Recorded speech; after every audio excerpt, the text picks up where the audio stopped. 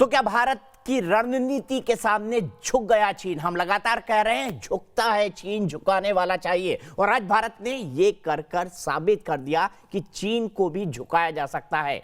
चीन बड़ा चालबाज है, बड़ा धूर्त है, बड़ा घमंडी है, बड़ा एक्सपांशनिस्ट है। आप जानते हैं कि चीन की फितरत में क्या क्या है। चीन में डेमोक्रेसी नहीं है, चीन में तानाशाही चलती है, कम्युनिस्ट पार्टी की, एक पार्टी की सरकार की, और इसके सैकड़ों उदाहरण मिलते हैं। फिर भी इस देश में कुछ ऐसे लोग हैं जो उस विचारधारा के साथ खड़े हैं, उस विचारधारा के समर्थक हैं। सवाल मेरा है यही कि क्यों? मेरे साथ मेजर जनरल जीडी बख्शी जुड़े हुए हैं, डिफेंस एक्सपर्ट RSN सिंह साहब जुड़े हुए हैं, लेफ्टिनेंट जनरल गुरमीत सिंह जी जुड़े हुए हैं, प्रोफेसर सतीश प्रकाश जुड़े हुए हैं जो कि एक राजनीतिक विश्लेषक है, प्रोफेसर है मेरठ यूनिवर्सिटी के, एक दलित चिंतक है। मेरे साथ सैफ अली खान जुड़े हुए हैं जो कि कांग्रेस के एक नेता हैं। सबसे पहले जनरल बख्शी, आपने जो अधूरी बात करी थी, क्या ये भारत की एक रणनीतिक जीत है? आपका क्या मानना है? ये बेशक जीत है, लेकिन मेरा सिर्फ कहना होगा, चीन एक बहुत धोखेबाज देश है। 6 जून को भी वो पीछे हटने को माना था, और फिर उसने 15-16 जून की रात को जो कांड किया वो सब जानते हैं। तो हमको जो है ट्रस्ट बट वेरी, जो बोल रहा है उस पे, जो कर रहा है उस पे ज्यादा तवज्जो दी जाए। लेकिन मैं आपको कहना ये चाहता हूं कि ये भारत की कूटनीतिक और जो है सामरिक बहुत भारी विजय है कि जो चीन हमारे इलाके में घुस आने की कोशिश कर रहा था, अब उल्टे बांस बरेली को हमारे सैन्य ताकत से, हमारे whole of the government approach, all elements of national power, military, diplomatic, economic, जो हमने एक्सरसाइज किया है, लगाया है, उससे चीन को 2 किलोमीटर पीछे हटने पे मजबूर कर दिया गया है। अजय शुक्ला जैसे कांग्रेस पसंद जो पत्रकार थे, वो कह रहे थे कि चीन 5 किलोमीटर LAC के अंदर घुसा है। तो आज तो देश में दिवाली बन रही होनी चाहिए थी, क्योंकि अब चीन 5 + 2 7.5 किलोमीटर पीछे हटा है। अगर हम इन कांग्रेसी वक्ताओं की बात माने तो 7.5 किलोमीटर, ये तो अपने आप में साथ जश्न का माहौल है। लेकिन हम बिल्कुल यथार्थ पे चलते हैं। देखिए, बात ऐसी है कि पूरी दुनिया चीन की धमा चौकड़ी से परेशान है। चीन ने कोविड फैलाया पूरी दुनिया में, कोई 9 बिलियन लोग संक्रमित हैं, कोई 9 लाख से ज्यादा बेचारे मारे जा चुके। ये सब चीन की देन है। कोविड चीन की देन है, चाइना वायरस, वुहान वायरस, ये चीन की देन। ऊपर से चीन अपॉलोजेटिक होने के बजाय आक्रामक तेवर दिखा रहा है ताइवान के बरखिलाफ, साउथ चाइना सी में, ईस्ट चाइना सी में जापान के बरखिलाफ कभी घुड़की दे रहा है फिलीपींस को, कभी मलेशिया को, कभी वियतनाम की किश्ती डुबो रहा है, और अब वो भारत के ऊपर आक्रामक तेवर दिखा रहा है। तो भारत साहब फिलीपींस जैसा छोटा सा देश नहीं है। भारत आपको वापस ले सकता है, पूरा सक्षम है, और हमारे जवानों ने 15-16 की रात इनके अच्छे से दांत खट्टे किए। सारी non contact, non kinetic warfare की थ्योरी धरी की धरी रह गई। जब हमारे बिहारियों से और हमारे सरदारों से झड़प हुई, हमारे भारतीय सैनिकों से हैंड टू हैंड फाइट हुई, लेने के देने पड़ गए हैं साहब। और अभी चीन के ही एक जो है फौजी पुराने, वो मान रहे हैं कि 100 से ज्यादा उनकी कैजुअल्टी हुई है। अगर 20 हमारे जवान शहीद हुए हैं, उनके 100 से ज्यादा शहीद हुए हैं, जो वो छुपा रहे हैं, क्योंकि वो प्रजातंत्र नहीं, वो बेचारे शहीद सिपाहियों को कोई इज्जत नहीं देते। अपनी शी जिनपिंग साहब की छवि को बचाने के लिए वो जो है वो पूरे के पूरे छुपा दिया है, पर्दा कर दिया है इसके ऊपर कि 100 सैनिक तो उनके मारे गए, जबकि हमने उनको जो है सैनिक फ्यूनरल दिए हैं, सम्मान दिया है, सम्मान के साथ अलविदा कहा है। ठीक है, मैं राजनीतिक बहस पे जाऊं उसके पहले दोनों एक्सपर्ट के पास फिर आना चाहूंगा। जनरल सिंह साहब, मैंने दो ही देश सुने हैं जो अपने सैनिकों को सम्मान नहीं देता। एक पाकिस्तान, जिसने करगिल में अपने सैनिकों को मरने छोड़ दिया था, बाद में फ्यूनरल भी भारतीय सेना को करना पड़ा, जनरल बख्शी और जनरल गुरमीत सिंह जैसे लोगों को करना पड़ा, और दूसरा चीन। लेकिन फिर भी ये इन देशों को लेकर कुछ लोगों के मन में सॉफ्ट कॉर्नर, आप क्या कहेंगे? दीपक जी, हैरानी होती है। मेरा आरएसएन सिंह साहब से सवाल है, फिर मैं जनरल साहब आपके पास आऊंगा। आरएसएन सिंह साहब।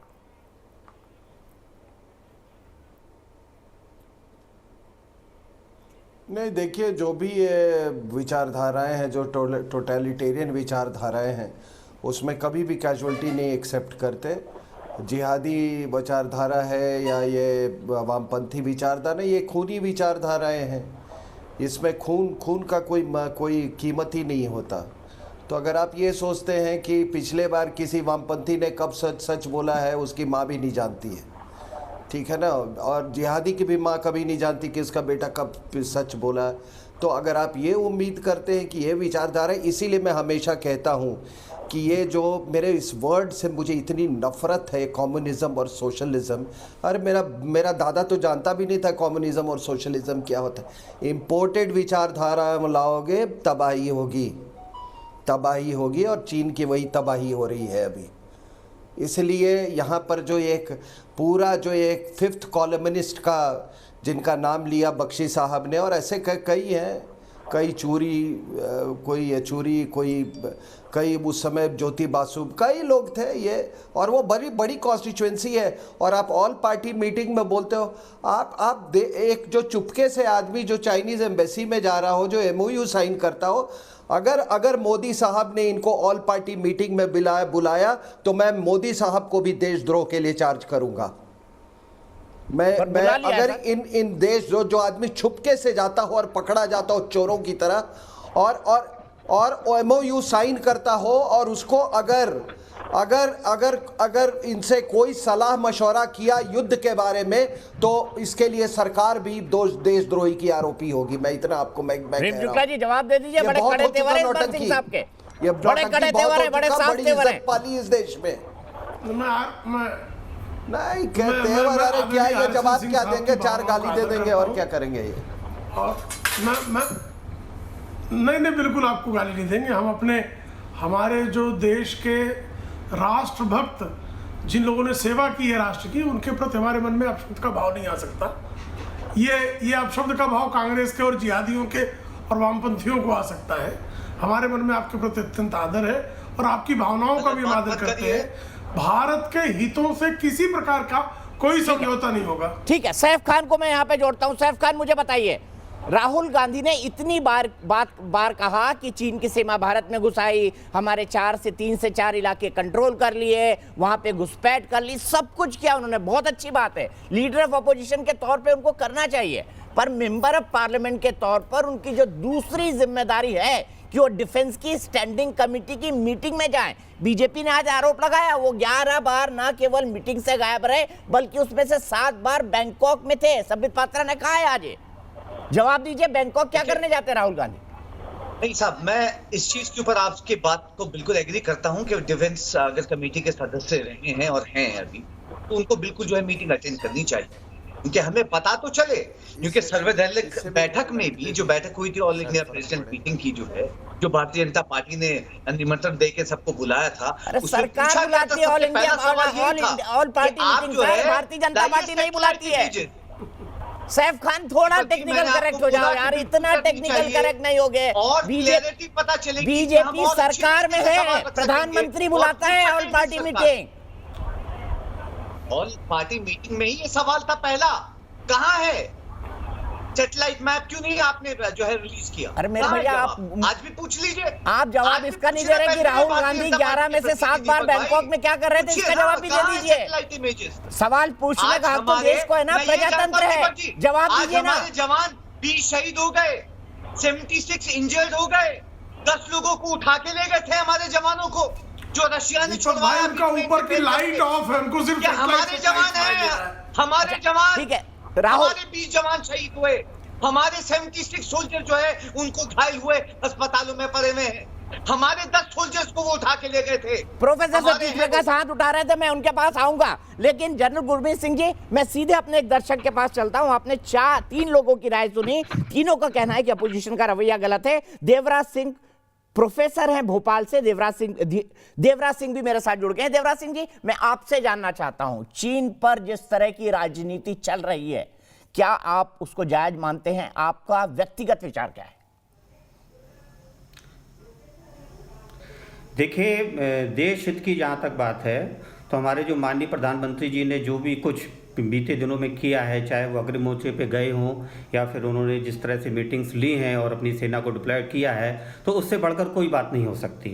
ये एक ऐसा कदम था जिसने हमारी सेना के साथ साथ जो आम जनता है, जो उनकी वोटर है, जो मतदाता है देश के, उसके अंदर भी एक जो है देशभक्ति की भावना का संचार किया कि 1962 के बाद पहली बार हमारे सामने एक ऐसा प्रधानमंत्री आया है जिसने कि चीन से लड़ने के लिए, उसके साथ खड़े होने के लिए दम दिखाया है। जैसे कि हम पिछले दिनों की आप बात करते हैं और उनका इंदिरा गांधी जी का उदाहरण देते हैं, दुर्गा के रूप में उदाहरण देते हैं, साक्षात बांग्लादेश के युद्ध में अगर हम पार्टी की बात ना करें, वो भी कांग्रेस पार्टी से थी, लेकिन आज भी हम उदाहरण देते हैं 1971 के युद्ध में कि दुर्गा के रूप में माननीय इंदिरा गांधी जी जो है सामने आई थी। उसी तरह से माननीय प्रधानमंत्री जी ने जो हमारी सेना का मनोबल और जनता को जो मनोबल बढ़ाने के लिए जो काम किया है, वो बहुत ही अनुकरणीय है। और आगे आने वाले हमारा जो भी समाज है और जो भी छात्र हैं, वो हम इन सब चीज़ों को पढ़ाएंगे, ध्यान रखेंगे कि एक ऐसा प्रधानमंत्री हुआ था जिसने कि पहली बार जाकर चीन को आर्थिक मोर्चे पर, कूटनीतिक मोर्चे पर और अग्रिम मोर्चे पर 11,000 फीट की ऊंचाई पर जाकर उसने जो है चैलेंज किया था।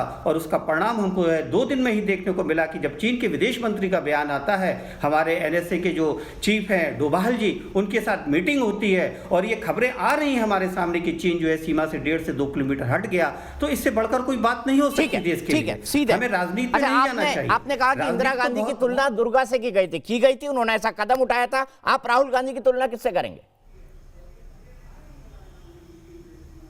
देखिए, राहुल जी की तुलना एक सांसद के रूप में ठीक है, कर सकते हैं, एक राजनीतिक के रूप में कर सकते हैं, आरोप प्रत्यारोप लगाने का समय नहीं है। लेकिन राहुल जी के जो भी बयान है, अगर वो उस तरह से बचकाने बयान दे रहे हैं और दूसरी तरफ से अगर ये सत्य है कि वो डिफेंस से संबंधित जो मीटिंगों में उपस्थित नहीं हो रहे हैं, तो ये एक जनता के पैसे की बर्बादी है। देश का मतदाता और देश का जो कर पेई है, जो हम लोग टैक्स देते हैं, उसके ऊपर उनकी जिम्मेदारी होती है कि वो डिफेंस से संबंधित या देश की सेवा से संबंधित कोई भी जो भी मीटिंग्स होती है या संसद की सीधे सैफ खान के पास। सैफ खान, चौथे दर्शक, अब बताइए। नहीं, मैं बिल्कुल दीपक जी, बिल्कुल जो है हमारे जो साथी जो है हमारे दर्शक जो है उन्होंने जो राय रखी, बिल्कुल उसको एक्सेप्ट करता हूं कि जो है मीटिंग रखनी चाहिए, मीटिंग में अटेंड जो है। अरे तो आप फोन उठाइए ना, राहुल गांधी को बोलिए कि देश की जनता ऐसा कह रही है, उनको उठाइए। आप कांग्रेस के नेता हैं, अपनी जिम्मेदारी समझिए। मैं बिल्कुल आपके चैनल के माध्यम से भी मैं कहता हूं कि बिल्कुल करनी चाहिए, क्योंकि सर्वदलीय बैठक में भी जो हमने चीजें पूछी थी उसका तो आज तक जवाब नहीं मिला। शायद राहुल जी अगर इन मीटिंग अटेंड कर ले तो शायद भारतीय जनता पार्टी की जो सरकार है वो जवाब दे। कांग्रेस में कोई तो ऐसा बोल रहा है राहुल गांधी गलत कर सकता है। प्रोफेसर साहब, मेरा सीधा सवाल है, सवाल के लिए सवाल क्यों उठाया जाए? मुझे ये बताइए, इसका जवाब दे दीजिए, कन्विंसिंग देना। आप 30 सेकंड है आपके पास, डिबेट का समय खत्म हो रहा है, मुझे जनरल साहब के पास भी जाना है।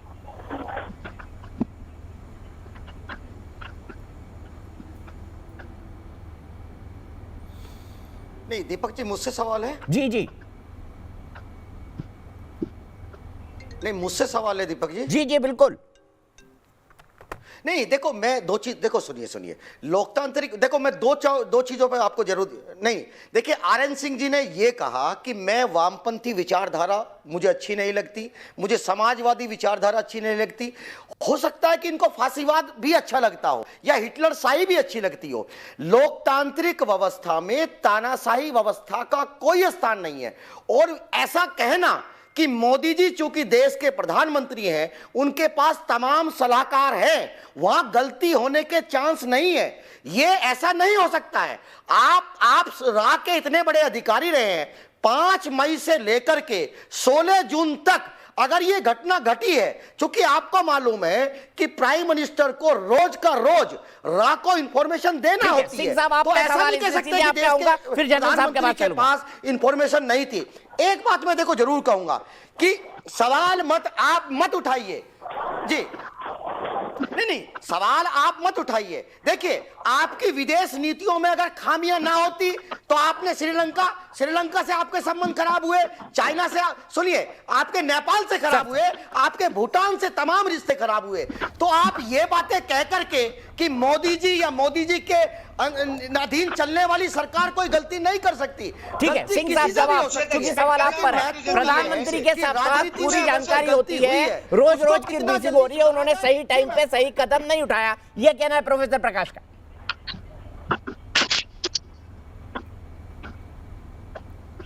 नहीं, आई थिंक श्रीलंका से हमारे रिश्ते बहुत मधुर हैं। अभी मालदीव्स में जो नई सरकार आई है बिल्कुल प्रो इंडिया सरकार है। भूटान के बारे में पता नहीं इनको किसने वो कर दिया, गलतफहमी पैदा कर रहे हैं। और तीसरी बात, पानी रोक दिया है, पानी वहाँ पे वामपंथी सरकार है। जब आपके यहाँ वामपंथी जब पानी रोक दिया है, जब आपकी वामपंथी सरकार नेशनलिस्ट नहीं है और अब वो भूटान ने पानी रोक दिया है। सिंह साहब के बीच में मत बोलिए, सिर्फ सिंह साहब का ऑडियो। जबरदस्ती का बहस किए जा रहे हैं मेरे से। भूटान जानकारी लेके बात करिए, गांव के नाम भी बताता हूँ आपको, सुन लीजिए। श्रीलंका के साथ बहुत मधुर तम्बुलपुर, कवेली, ये गांव के नाम है हमारे, जहां पानी रोक दिया गया है। नहीं, सुनिए, अभी मालदीव्स में प्रो इंडिया सरकार आई है। भूटान के साथ हमारे मधुर संबंध है। और आपके हिंदुस्तान में वामपंथी अगर आपके वो देशद्रोही हैं तो आप, और प्रो चाइना है तो आप नेपाल के वामपंथियों से क्या उम्मीद करेंगे? हम तो ये मत कहिए। और थोड़ा चीन का भी देखिए कि किस लेबर के साथ उसका क्या, जापान के साथ मधुर रिश्ते हैं। ठीक है, सर एक मिनट, मेरे एक दर्शक जुड़े हुए हैं, जितेंद्र त्रिपाठी आर्किटेक्ट हैं लखनऊ से, वो मेरे साथ जुड़ गए। सीधे चलता हूं जितेंद्र जी के पास। जितेंद्र जी, जो सवाल जवाब और राजनीति चीन पर हो रही है, आज तो पीछे हट गया 2.5 किलोमीटर, उसके बाद जो राजनीति हुई है, जो सवाल जवाब उठे, और खासतौर पर कांग्रेस पार्टी की तरफ से, आपको क्या लगता है, ठीक है, उचित है?